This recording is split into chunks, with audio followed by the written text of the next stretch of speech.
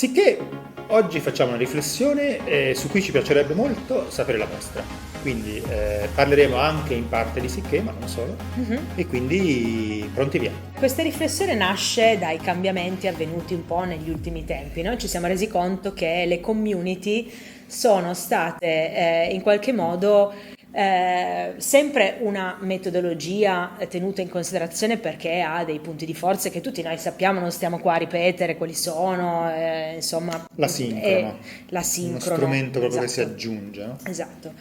Siamo più che altro arrivati a questa riflessione pensando a come le community oggi abbiano preso un'altra forma, come a dire, non è più una metodologia, un approccio a sé, è come se ci fosse stato un po' il riprendere questa metodologia e ci sia stato bisogno di ammodernarla, ibridarla, cioè è un momento in cui vediamo un po' da quello che è il nostro lavoro da consulenti, ma anche come lavoro ovviamente in Sicché, che c'è bisogno ad oggi di altro, nel senso che siamo tornati molto al bisogno della presenza fisica. Dopo la pandemia ovviamente c'è stato bisogno di tornare ai focus group in presenza, soprattutto perché le interviste è chiaro che funzionano in maniera un po' diversa e anche a livello di costi è più oneroso proprio, no? Organizzare le interviste face to face, a meno che non siano etnografiche. C'è bisogno di avere risultati istantanei, di avere la certezza che dietro le risposte e dietro a quelle tastiere ci siano persone che non usino intelligenza artificiale per rispondere, no? Quindi diciamo che ci sono stati tanti elementi che ad oggi hanno portato a farci pensare che le community in qualche modo non vengono più, come dire, approcciate alla maniera classica come metodologia online, ma siano state in qualche modo riprese e inserite in percorsi di ricerca un po' diversi. Sì, è interessante anche il fatto che tu fino ad ora abbia parlato di community, no? Perché si parlava di community ed è un po' questo che è cambiato, nel senso che forse oggi si dovrebbe parlare più di ricerca online asincrona, di affiancamento, no? Più che di community. Ne facciamo ancora, ne facciamo tante in realtà, però sono diminuite, indubbiamente, perché l'approccio asincrono online non è più necessariamente la community di per sé e basta, ma cosa è diventata? È diventata più breve, innanzitutto, nel senso che è più raro vedere studi lunghi, anche di una settimana, è molto più raro. Adesso si pensa di più al pre-task, al follow-up, momenti molto molto limitati che poi ovviamente si integrano ad altre fasi di ricerca, no? Che possono essere comunque individuali, di gruppo, in presenza online, ma che di fatto vanno ad integrare questi due momenti, no? Molto più brevi.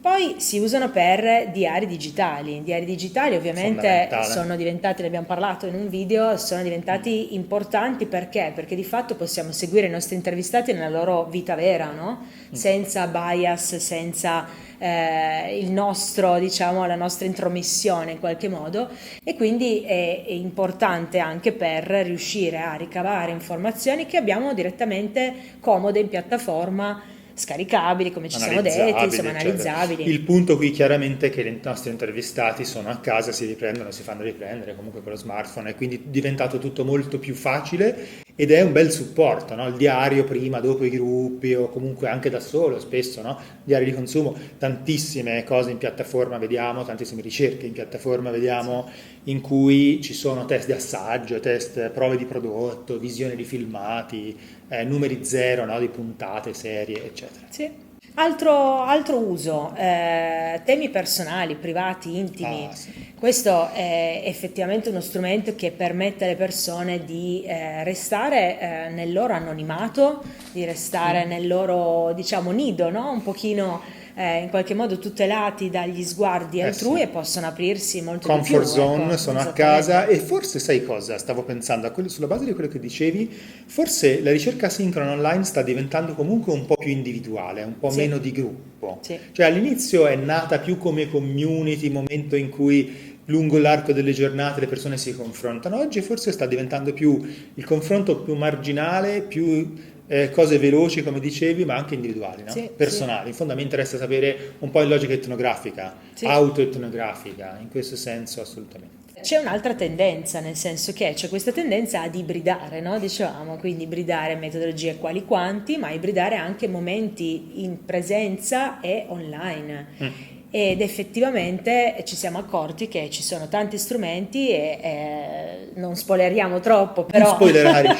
diciamo stiamo riflettendo anche noi sulla possibilità di usare lo strumento che è Sicché in questo caso, ma non solo. Stiamo pensando a uno strumento che permetta di usare la piattaforma anche durante i momenti in presenza con le persone, durante workshop, durante momenti in cui ci sia appunto uno stacco e un piccolo compito individuale, magari poi proiettato. Avete altri modi in mente per cui usare le community, altri tipi di approcci allo strumento? Vi vengono in mente delle, come dire, delle idee, no? Perché poi di fatto parliamo tanto di innovazione, ma l'innovazione si basa proprio anche su quello che già abbiamo semplicemente riformulato, rimaneggiato, rivisto nel flusso, no, di ricerca. Quindi se avete idee e avete piacere di condividerle, qui sotto come sempre nei commenti. Soprattutto in questo caso.